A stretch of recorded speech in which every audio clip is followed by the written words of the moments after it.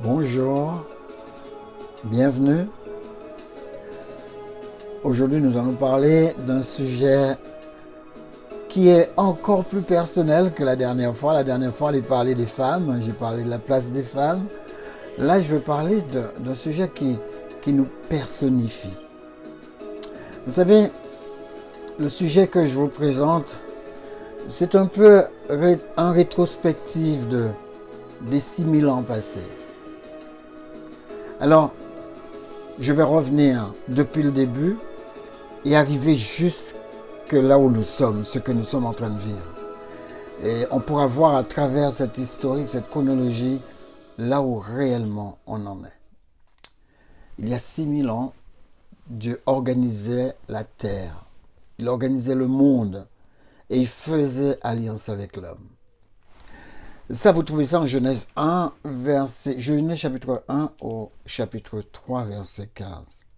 Dieu organise le monde, il met l'homme responsable, il met une femme, je vous l'ai dit la dernière fois, comme un ézer, une aide pour pouvoir l'accompagner et pour pouvoir l'aider à accomplir la famille humaine. Accomplir la famille humaine. Pas seulement, c'est pas égoïste.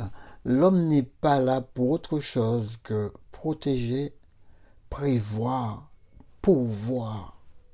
Les amis, il y a 1500 ans après avoir organisé le jardin d'Éden et mis l'homme et la femme, Dieu va consolider son alliance avec Noé. Dieu fait alliance. Rappelez-vous, il y a 6000 ans, Dieu fait alliance avec l'homme dans le jardin après le péché. Genèse 3, verset 15, et il dit qu'il viendra. Il dit voilà, je viendrai mourir. Je naîtrai d'une femme comme toi, Ève, et puis je vais mourir pour la race humaine de ce qui vient de se passer dans le jardin, à la désobéissance. Et cela va coûter, tout de suite, cela va coûter la vie du Fils de Dieu. Alors, quelques années plus tard, 1500 ans plus tard, Dieu va consolider cette alliance avec Noé. Vous trouvez ça dans Genèse 9, verset 1. Il va dire à Noé, ok, je fais alliance avec toi. L'humanité se noie, mais avec toi, je vais reconstituer le monde. 1900 ans plus tard, Dieu consolide cette même alliance avec Abraham. Abraham, c'est un païen, il vient d'une ville païenne, mais Dieu a reconnu sa foi, sa capacité de croire. Il a vu que Abraham était dégoûté de son environnement, comme Noé, il était déçu. Noé était déçu de ce que les gens faisaient. Et Abraham était déçu lui aussi, et Abraham n'adorait pas les idoles de son père, il était passé à autre chose. Et Dieu va prendre cet homme, il va le restructurer, rediriger les choses, et il lui dira, ah, toutes les nations seront bénies en toi. Les amis, 4000 ans plus tard, Dieu va donner son fils sur la croix. Genèse 3, Jean 3, verset 16. Dieu va donner son fils sur la croix. En fin de compte, si vous revenez en arrière, dans le jardin d'Éden, Genèse 3, 15, il dit, voilà la perche que je vous tends. Je vous la donne. Donc il fait l'alliance avec eux. Mais cette alliance a été donnée, mais elle n'est pas ratifiée. Parce qu'il faut une signature pour ratifier une alliance. Noé a reçu une alliance, pareil, ratifiée sans problème, mais Genèse 3.15 n'a pas été ratifiée. Quand l'homme a fait son péché à l'origine, ça n'a pas été ratifié à ce moment-là. Ça a été ratifié 4000 ans plus tard, par le sang de Jésus. C'est la signature de ce traité. Vous savez, les alliances qui sont dans la Bible sont souvent des alliances de sang. Et principalement, cette alliance qui doit nous récupérer, c'est une alliance de sang. Je sais que d'autres religions, comme l'islam, diront que, mais pourquoi un homme doit mourir pour... Mais l'apôtre Paul parle de ça aussi. Pourquoi est-ce qu'un homme doit mourir pour un homme? Mais quand vous retournez dans le livre de Deutéronome, vous trouvez qu'il est normal qu'un homme meure pour un homme. Un animal ne peut pas mourir pour un homme. Quand les animaux étaient tués pour prendre leur sang, c'était symbolique, c'était la symbolique du type réel qui allait arriver, qui était Jésus-Christ. Tous ces sacrifices avec les animaux, n'avait qu'un objectif, pointer vers celui qui allait être le véritable sacrifice. Vous avez ça dans Jean 3, verset 16. Et donc, le Fils de Dieu va ratifier l'alliance qui a été faite dans le Jardin d'Éden. Enfin, il est arrivé, comme il a dit à la femme, enfin, il est arrivé, et il va écraser la tête du diable, même si le diable va le blesser, il va écraser la tête du diable. Et voilà qu'aujourd'hui, nous avons la possibilité d'acquérir cette liberté qui est donnée par Jésus, par le sang qui a coulé pour nous. Alors, si vous êtes à Christ, dit l'apôtre Paul, si vous êtes à Christ, si vous avez compris ça et que vous avez commencé à vivre avec Christ, vous êtes donc la postérité d'Abraham. Vous êtes héritier selon la promesse de Dieu. Les amis, si vous appartenez à Christ, on va voyager. Je vais vous montrer ce que c'est qu'appartenir à Christ. Et je vais vous montrer comment Jésus répond toujours oui à la promesse. Toujours oui à la promesse qu'il nous a faite. La bonne nouvelle, c'est que Christ nous donne accès à l'héritage promis à Abraham. Dieu pose devant nous sa promesse. Vivre la promesse ne dépend pas de Dieu. C'est à vous de le saisir. Matthieu 9, verset 29, c'est à vous de le saisir. Ça ne dépend pas de Dieu. Nous qui sommes ici en 2026, nous sommes des fabricants d'histoires. Les histoires que Dieu donne dans sa Bible ont un but. Et le but, c'est de nous informer. C'est de nous instruire. C'est de nous divertir. C'est de nous prévenir. C'est donner une illustration à la vie envers laquelle nous nous sommes engagés. Les promesses de Dieu sont là pour ça. Or, Romains 15, verset 4, l'apôtre Paul nous le dit clairement. Il nous dit, tout ce qui a été écrit d'avance, tout ce qu'il y a dans la Torah, tout ce qu'il y a dans le Nouveau Testament, tout ce qui a été écrit d'avance l'a été pour notre instruction. Et c'est seulement ça qui a été écrit pour notre instruction. Dieu n'a pas donné d'autres livres. Je sais qu'il y a des chrétiens qui aiment aller toucher à tout. Ils veulent aller voir ce qui se passe de l'autre côté. Est-ce que l'herbe est plus verte? Mais je peux vous dire que Jésus est clair là-dessus. L'apôtre Paul est clair également. Jésus dit que nul ne vient au Père que par moi. Jean 14, verset 6. Je suis le chemin, la vérité et la vie. Je ne suis pas un chemin, je ne suis pas une vérité, je ne suis pas une vie et ça n'existe pas. S'il y a une vérité qui vient se coller à la vérité de Dieu, même si ça vous est passé par la tête par des argumentations, par des gentillesses, parce que les gens vont vous décevoir. Les gens vont vous montrer un tas de gentillesse. Ah oui, voilà, mon Dieu, il a promis ça, il a promis ci, mon Dieu, c'est lui le Dieu réel, etc. Non, Jésus est formel dessus. Déjà, quand vous lisez l'Ancien Testament, il est clair. Il n'y a pas d'autre Dieu que moi, dit Dieu. Les amis, et quand vous êtes dans le Nouveau Testament, Jésus le rappelle, nul ne peut venir à mon Père s'il ne passe par moi. Je suis le seul chemin, la seule vérité, la seule vie. Et l'apôtre Paul nous dit, écoutez, il n'y a aucun autre nom qui a été donné par lequel vous devriez être sauvés. Il est clair là-dessus. Pourtant, il a persécuté cette même église. Ensuite, il a pris position. Donc, on peut changer.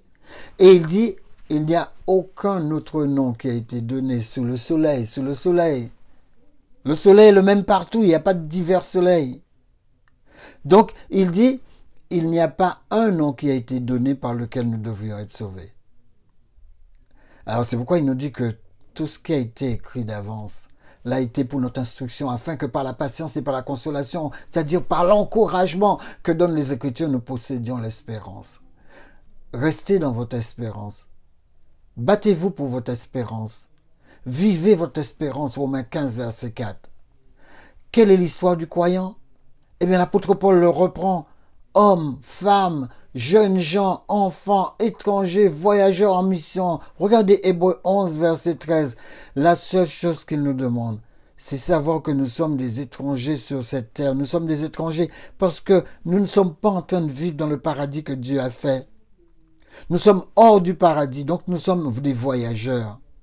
Nous venons de notre pays, c'est pourquoi il dit que vous appartenez au royaume des cieux. Jusqu'à ce que Dieu vienne rétablir son royaume, nous appartenons au royaume des cieux, nous avons notre carte d'identité, nous sommes en dehors de chez nous, nous rentrons chez nous. Les amis, Il faut absolument que vous compreniez que vous ne pouvez pas entrer dans le royaume des cieux si vous n'avez pas le caractère que Dieu a défini. Le caractère d'une personne résume la manière dont cette personne est. Donc, regardez votre caractère. Il faut que vous ayez revêtu le caractère qui vous permet de vivre à l'image de Dieu. C'est-à-dire, reprenez les caractéristiques de Dieu. La bonté, le pardon, la bénignité, la tempérance, la sagesse, la patience. Reprenez les paroles qui sont dites de Dieu, les traits de caractère de Dieu. Et vous verrez que nous avons beaucoup de choses à développer.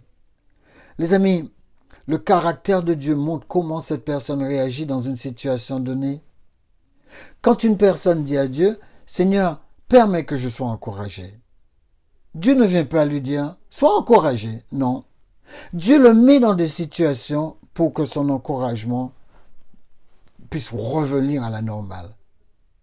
Il faut faire prévaloir cet encouragement, faire prévaloir ce que nous demandons à Dieu comme caractéristique. Et Dieu va nous mettre en situation pour les faire prévaloir. Les amis, que tout ce qui est vrai, que tout ce qui est honorable, que tout ce qui est juste, que tout ce qui est pur, que tout ce qui est aimable, que tout ce qui mérite l'approbation, que tout ce qui est vertueux et digne de louange soit l'objet de vos pensées. Philippiens 4, verset 8. Voilà où est le caractère du croyant. Il faut absolument que vous deveniez honorable, juste, pur, aimable, vertueux, digne de louange. Les amis, l'apôtre Paul est formel, il répète en Philippiens 2, verset 5, il dit « Ayez en vous les sentiments qui étaient en Jésus-Christ ». L'alliance qui a été faite il y a 6000 ans, elle a été faite pour nous. Nous avons tous la possibilité d'en arriver là.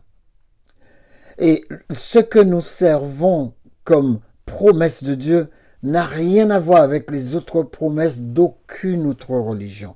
Le seul endroit où vous trouverez quelque chose d'aussi extraordinaire, c'est dans la parole de Dieu. De toute manière, tous ceux qui se convertissent le disent. Si vous voulez savoir, fouillez vous-même, allez chercher vous-même, mais changez de caractère, changez de manière d'être. La vie, elle va tellement vite. Moi, je croyais que la vie était indéfinie. Je me dis, ah mais je vais pouvoir voir Jésus traverser le ciel, tellement ma vie va être longue. Et j'ai vu la vie passer vite. J'ai vu les enfants grandir vite. Je sais très bien qu'il faut leur laisser la place un jour. Et moi, j'avais cru que ce jour était au-delà de ma pensée. Non, les amis, tout ce qui est sur cette terre est éphémère. Et que nous le voulions ou pas, Dieu, il l'a bien dit. Dieu a dit, vous savez pourquoi j'existe? Et il n'y a pas d'autre Dieu que moi? C'est parce que vous ne pouvez rien emporter ici. Tout m'appartient, tout m'appartient. Ça m'a toujours choqué. Dieu dit, et ton radiateur là, tu l'emmèneras pas. Tu l'emmèneras pas. Ta bouteille d'eau là, tu l'emmèneras pas. Tout ce que tu es en train d'essayer de fabriquer avec ce que j'ai mis dans la nature, tu l'emmèneras pas.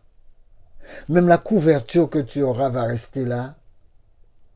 Même la boîte dans laquelle on va te mettre restera là. Tout restera là. Parce que la terre m'appartient, dit Dieu. Personne n'a le pouvoir sur cette terre que j'ai créée. C'est la raison pour laquelle je crois fondamentalement en Dieu. Parce que j'ai jamais vu personne partir avec quoi que ce soit. C'est pourquoi je me détache des choses. Parce que je me dis, Lambert, si tu t'attaches aux choses, je vois des gens s'attacher aux choses au point que ça détruit leur existence. Quand ils perdent la chose, ils ont perdu la vie. Les amis, il est temps pour nous de raisonner autrement. Détachons-nous des choses. Parce que les choses sont à Dieu. Personne ne peut aller nulle part. Même si vous voyez quelqu'un tailler une pierre, mettre dans une vitrine, etc., il partira nulle part avec. Même celui qui va l'acheter ne va pas partir avec. Parce que tout ce qui est sur cette terre appartient à Dieu. C'est lui qui les a conçus, c'est lui qui les a mis là. Et même si vous les raffinez, même si vous en faites quelque chose d'extraordinaire, je veux bien, j'aime beaucoup la créativité, Dieu aime beaucoup la créativité. Mais il dit personne ne partira avec rien. Alors, voilà quelque chose d'intéressant pour nous. Comment est-ce que Dieu construit notre caractère? Si vous voulez savoir comment Dieu construit votre caractère, accrochez-vous. Dieu construit notre caractère par des tests. Comme je l'ai expliqué tout à l'heure. Vous dites à Dieu, j'ai envie de mieux aimer, il vous met en situation d'aimer. Il dit, Seigneur, j'ai envie d'être plus généreux, il vous met en situation d'être généreux. Et c'est pas quand il vous met en situation qu'il faut fermer votre porte-monnaie. Non, si vous devez aider quelqu'un, il vous met en situation pour aider quelqu'un. Alors qu'est-ce que vous allez faire? Lui montrer que vous construisez le caractère, vous acceptez de construire votre caractère ou vous laissez passer l'occasion.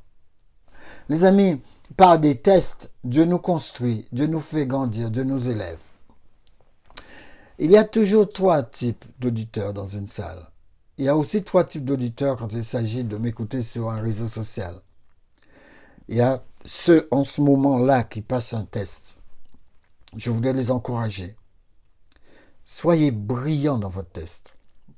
Battez-vous. Plus vous surmontez les difficultés, plus votre caractère s'en oublie. Donc, vous qui passez un test en ce moment, ça peut être un test financier, ça peut être la maladie, ça peut être, je ne sais pas, ça peut être une formation après laquelle vous courez, ça peut être une entreprise que vous êtes en train de mettre sur pied. Les amis, si vous passez un test en ce moment, accrochez-vous. La foi déplace des montagnes. Accrochez-vous, Matthieu 9, 29, il sera fait selon votre foi. Si vous décrochez, vous avez tout perdu. Ne vous permettez pas de décrocher. Restez dans la promesse de Dieu. Vous savez une promesse que j'aime beaucoup, 1 Corinthiens 10, verset 13. Dieu dit, ne permettra pas que vous traversez des tests qui sont au-dessus de votre portée, mais il viendra avec vous dans le test. Il vous donnera les moyens d'en sortir. C'est Dieu qui parle. 1 Corinthiens 10, verset 13. Allez chercher ce passage si vous traversez un test. Lisez-le, ingérez-le, méditez-le pour qu'il vous pénètre. Et ensuite, déclarez-le au nom de Jésus.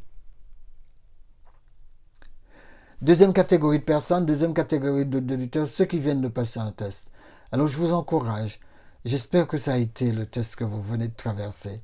Parce qu'il vous faut traverser des tests pour grandir. Traverser test après test. Et sachez qu'il y a des tests qui viennent après. Mais sachez que Dieu vous permet de passer à un autre niveau. Chaque fois que vous gagnez dans ce test, votre caractère prend de l'essor, il s'affermit. Et donc, ça vous permet aussi de pouvoir voir les choses différemment. Ah bon, mais il fait bon être là-haut. Mais si je savais que c'était comme ça, je me serais battu encore davantage. Ne laissez pas passer les tests. Il y a des gens qui fuient les tests, mais ne faites pas ça. Les amis, troisième catégorie, c'est ceux qui s'apprêtent à passer un test. Il se pourrait que vous soyez concernés et que cette semaine, vous traversez un moment difficile. Vous traversez un test auquel vous êtes confronté et vous allez devoir mettre votre foi dans la balance. Vous allez devoir compter sur Dieu. Quand je parle de test, je ne parle pas des petites choses que vous pourrez faire vous-même, j'appelle même pas ça test. Je parle de choses que vous ne pouvez pas faire si Dieu ne vous accompagne pas. Il y a des difficultés dans lesquelles vous ne pouvez pas vous en sortir. Vous êtes englué. Et là, Dieu vous dit, cette semaine, je viens avec toi. Je viens avec toi, on va le traverser ensemble. Est-ce que tu veux bien que je t'accompagne? Les amis, c'est ça qui construit notre caractère. C'est par ces tests que nos caractères sont construits. Alors, attaquez les tests avec sérénité. Et commencez par aimer les tests d'ailleurs. Moi je vous donne un conseil. Commencez par aimer les difficultés. Commencez par aimer les tests. Parce que chaque fois que vous les avez, vous savez que Dieu veut vous emmener plus haut. Et c'est vrai que il y a des notions que nous devrions savoir. Je vais essayer de vous donner ces notions dans les 12 minutes qui restent. La notion numéro 1. Notion numéro 1. Romains 8, verset 28. Chaque difficulté a un but. Lisez bien ça. Lisez bien ce passage. Dieu nous dit que tout ce qu'il permet d'arriver, il le permet pour notre bien. Quel que soit ce auquel vous êtes confronté, c'est pour votre bien. Dieu le tournera à votre bien. Alors ayez confiance et avancez avec lui. N'allez pas attaquer votre difficulté sans demander à Dieu de vous accompagner. Dans Jacques 1, verset 2 à 4, Jacques, le frère de Jésus, nous encourage à avoir un nouveau regard sur les problèmes, un nouveau regard sur les épreuves, un nouveau regard sur les tests. Écoutez, mes frères, quand vous passez par toutes sortes d'épreuves, considérez-vous comme heureux. Ou encore dans certaines versions, il dit considérez vos difficultés comme des sujets de joie. Parce que le moment du test est arrivé. C'est comme quand vous allez passer votre auto-école. Vous n'êtes pas triste, vous êtes heureux parce qu'il va y avoir le diplôme au bout. Bien sûr, ça peut mal se passer.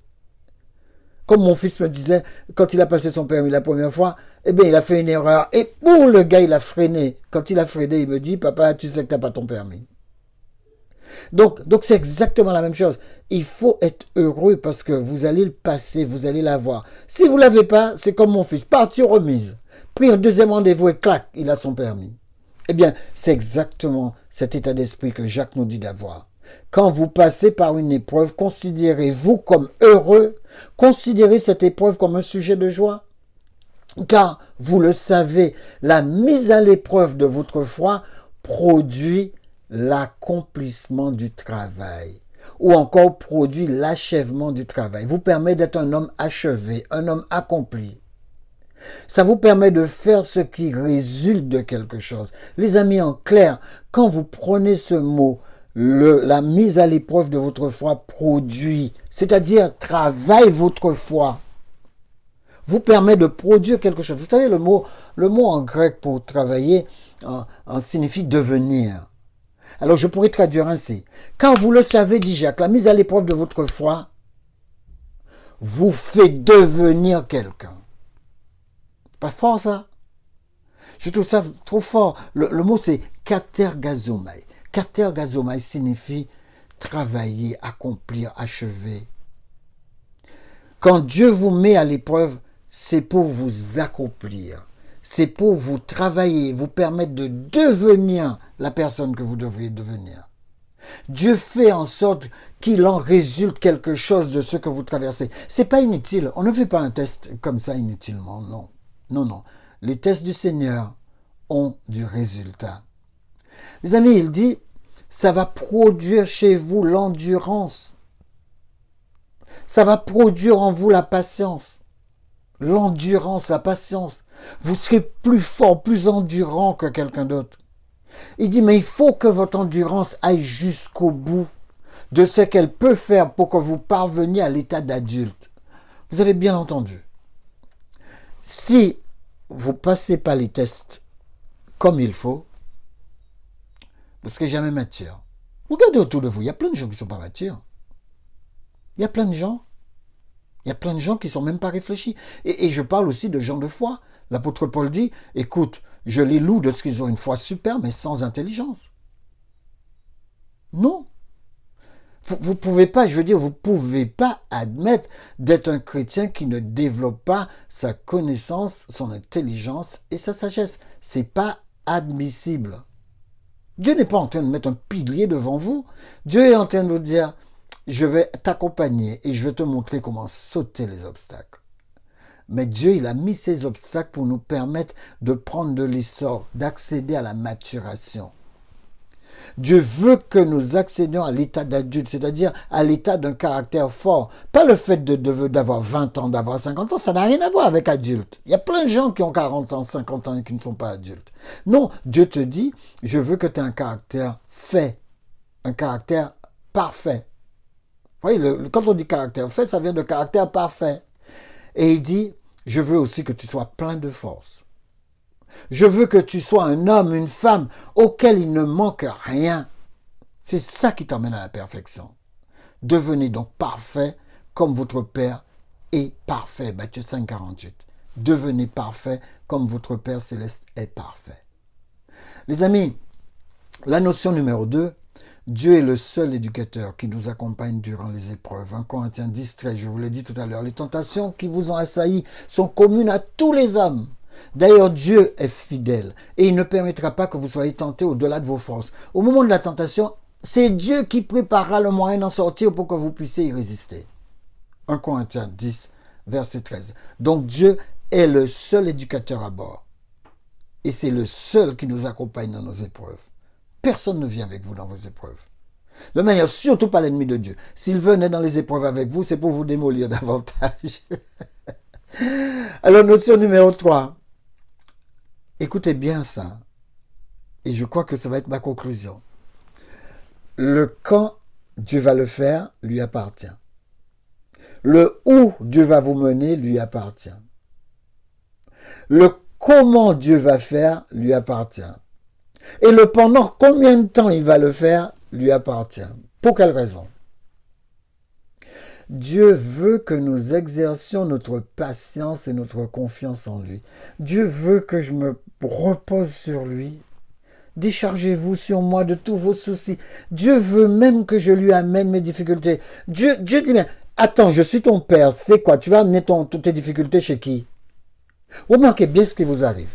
Quand vous amenez vos difficultés pour le faire écouter à d'autres, vous vous enfoncez davantage.